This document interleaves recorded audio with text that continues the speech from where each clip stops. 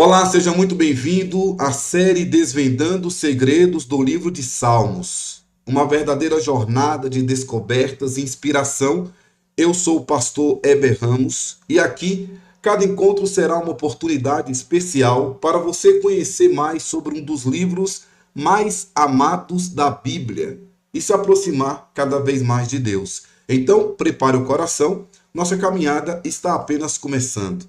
Mas antes de seguir, um pedido especial.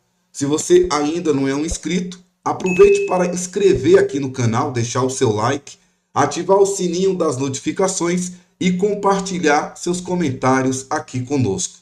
Bom estudo e que Deus te abençoe grandemente. Hoje nós vamos te apresentar Asaf.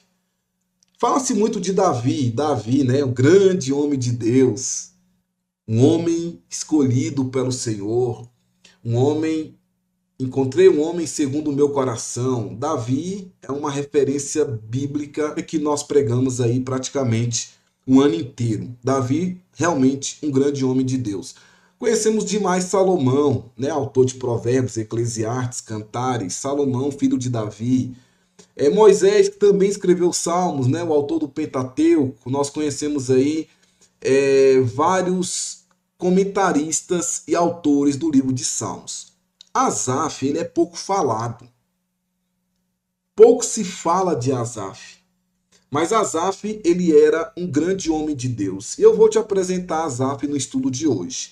Asaf, ele era levita. Mas não no sentido amplo da palavra, como muitos dizem hoje, né? Eu sou levita porque eu canto no louvor da igreja. Pastor Gedeon, ele sempre batia nessa tecla. Você não é levita porque você canta. Você é da tribo de Levi? Se você não é da tribo de Levi, você não é levita. Você é apenas um adorador. Apenas assim, no bom sentido, né? Você é apenas um adorador, canta no louvor, mas não tem o título de levita. Por quê? Porque para ser levita tem que ser da tribo de Levi. E Asaf era levita da tribo de Levi. Ele era filho de Berequias, descendente de Gerson. O primeiro livro de Crônicas, lá no capítulo 6, dos versículos 1, aí você vai para o 39 e 43, confirma que Asaf era dessa linhagem. O 39 diz: E seu irmão Asaf estava à sua direita, e era Asaf filho de Berequias, filho de Simeia. Agora, pastor Heber, o que significa ser da tribo de Levi? Dentre as 12 tribos de Israel, a tribo de Levi foi a escolhida por Deus para ministrar no altar. Inicialmente, os primogênitos de cada família seriam os ministros do altar. Era assim, você é primogênito, então você vai ser o ministro ali do altar. Mas quando o povo caiu na idolatria com o bezerro de ouro, apenas os levitas permaneceram fiéis. Se você abrir Êxodo 32, você vai lembrar muito dessa história, porque em Êxodo 32 narra que diante da corrupção, Moisés desce do monte, quebra as tábuas da lei e clama: quem é do Senhor, vem até a mim.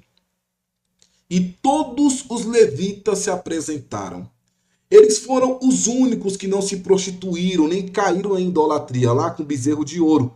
E como resultado, receberam a bênção da unção sacerdotal, sendo consagrados ao Senhor desde o nascimento. Então observa que já tem algo especial aí na tribo de Levi.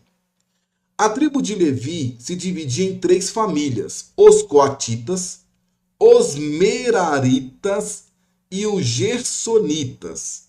E Asaf era de qual família? Asaf era gersonita. Qual era a função dos gersonitas no templo? Cada uma dessas famílias tinha funções específicas no tabernáculo. Cada um fazia uma coisa. Os gersonitas eram responsáveis pelos adornos do tabernáculo, como cortinas, véus, toalhas e pela ornamentação para as cerimônias. É mais ou menos assim. Aqui na sede nós temos algumas irmãs que cuidam da mesa da ceia. Uma pessoa que vai logo na nossa mente quem é? A irmã Lazinha, né? Irmã Lazinha, irmã Edmeia. A irmã Lazinha, então, ela o quê? Ela cuida ali ela pega a toalha, ela arruma os utensílios ali para colocar o vinho, colocar o pão. Ela sempre cuida dessa parte. Desde quando eu me entendo por gente, Eu sempre vejo a irmã Lazinha nessa função. Ela cuida ali da ceia com muito amor, com muito carinho. Tem ali, né, as jarras, enfim, tudo que compõe ali a ceia. Então, existia um grupo, uma família que cuidava dessa parte das cerimônias do tabernáculo. Então, eles conduziam os momentos festivos e litúrgicos da adoração. Você pode conferir em Números, capítulo 3, 21, 26, Números 4, 38 a 41. Portanto, a família de Asaf era responsável pela liturgia do culto em Jerusalém. Só que nós vamos observar, a partir de quarta-feira, que esse homem chamado Asaf, ele começa a ter algumas crises espirituais. E é bom lembrar que crise espiritual não é exclusividade dos fracos na fé. Nós vamos ver que Asaf estava muito forte na presença do Senhor, mas que teve uma crise espiritual, e ele vai narrar isso no seu capítulo 73. Então Asaf, ele era um músico tão importante na época do rei Davi, que ele foi nomeado líder da adoração junto com Emã e Etã.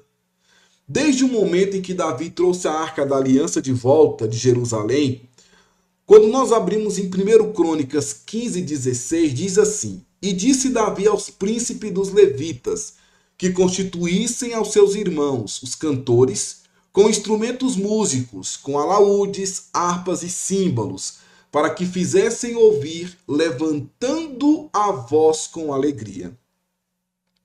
Então, mesmo antes de ser nomeado oficialmente, ele já liderava. Ele já foi chamado para ser o líder do louvor. E aqui nós aprendemos uma coisa importante, que posição e disposição são diferentes. Há quem tenha muita posição, mas não faz nada. Há quem não tenha o título, mas tem um coração disposto. Então há uma diferença. E aí nós podemos observar que Deus não trabalha com títulos, mas com corações dispostos. Então Asaf, ele era um músico profissional. Se nós abrirmos a Bíblia em 1 Crônicas 25, a partir do versículo 6, diz assim: Todos estes estavam ao lado de seu pai para o canto da casa do Senhor, com saltérios e alaúdes e harpas para o ministério da casa de Deus, e ao lado do rei Asaf, Egeduntu e Emã. E se tornou mestre de música em Jerusalém. Então havia momentos ali, queridos, em Israel, que tinha um dia de adoração, um dia de louvor. Lembra que antigamente fazíamos esses eventos? Onde tinha aí 12 horas de louvor ininterrupto, sem parar, 24 horas ininterruptas sem parar, era uma bênção. E Deus era glorificado. Então tinha momentos de ter ali um dia de louvor, de adoração em Jerusalém. Turnos de levitas e sacerdotes se revezavam dia e noite. Asaf era o quê? Era o responsável por essa organização. Eu não sei se na igreja sede o líder do louvor é o pastor Elias Teodoro ou se é o Joel. Mas são líderes ali do louvor. Era mais ou menos aqui, era mais ou menos não, era a função de Asaf. Ele era um líder de louvor, juntamente ali com Etã e Emã. Ok? Olha só, queridos, ele também esteve presente na inauguração do templo por Salomão. Vocês se lembram que Davi queria construir o templo, Deus não permitiu, porque o Senhor disse a ele que pelas mãos dele havia se derramado muito sangue, e Deus falou que o seu filho Salomão iria erguer o templo. E aí Salomão ergue o templo. Quem é que estava lá nesse momento de inauguração? Asaf. Claro que já um idoso, porque ele é desde lá de Davi. Davi já morreu, já está enterrado, já foi sepultado, mas ele continuou ao lado de Salomão. E agora ele continua na mesma função, fazendo ali o trabalho da orquestra e do coral, como se fosse o maestro Ivan, cuidando ali dos coristas, cuidando ali da banda de música da orquestra.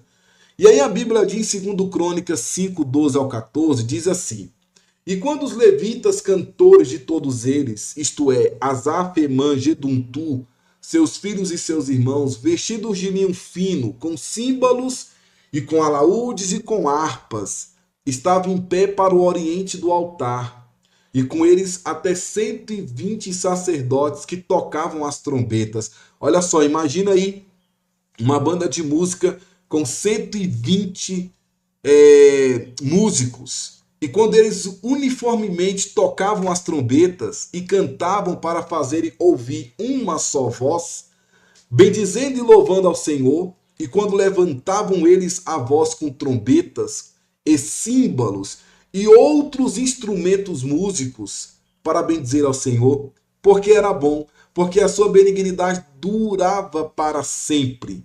Então a casa se encheu de uma nuvem, a saber, a casa do Senhor. E não podia o sacerdote ter-se em pé para ministrar. Olha só, os irmãos conseguiram ver essa cena? Eles tocavam harpas, eles tocavam alaúdes, eles tocavam ali os símbolos. E a presença do Senhor foi tão forte naquele templo, uma glória tão maravilhosa, que a Bíblia diz que os sacerdotes não conseguiram ficar em pé para ministrar. Por causa da nuvem, porque a glória do Senhor encheu a casa. Encheu a casa de Deus. Imagine a glória que foi esse culto. O poder de Deus que foi esse culto. A manifestação do Senhor que foi esse culto. E aí Asaf, já bem idoso, ele liderava o coral e a orquestra. Aquele senhorzinho ali, ó irmãos. Um senhorzinho bem idoso ali, cabelos brancos, bem, né, talvez ali com a saúde até um pouco debilitada, estava ali na frente, uma alegria. Imagina a alegria do coração de Asaf. Imagine um sentimento de regozijo diante da presença do Senhor, com 120 músicos louvando com símbolos, com trombetas, adorando a Deus e glorificando a Deus. E a Bíblia diz que quando a adoração começou, a glória do Senhor encheu o templo de tal forma que os sacerdotes não conseguiam ministrar. Então isso mostra o que, amados? Que Asaf não era apenas um músico comum. Ele era um adorador que atraía a presença de Deus. Esse era Asaf. Asaf também, ele era um profeta. A Bíblia diz em 2 Crônicas 29:30, então o rei Ezequias e os maiorais disseram aos levitas que louvassem ao Senhor com as palavras de Davi e de Asaf, o vidente. Vidente aqui, nós sabemos que os profetas antigamente eram chamados de vidente.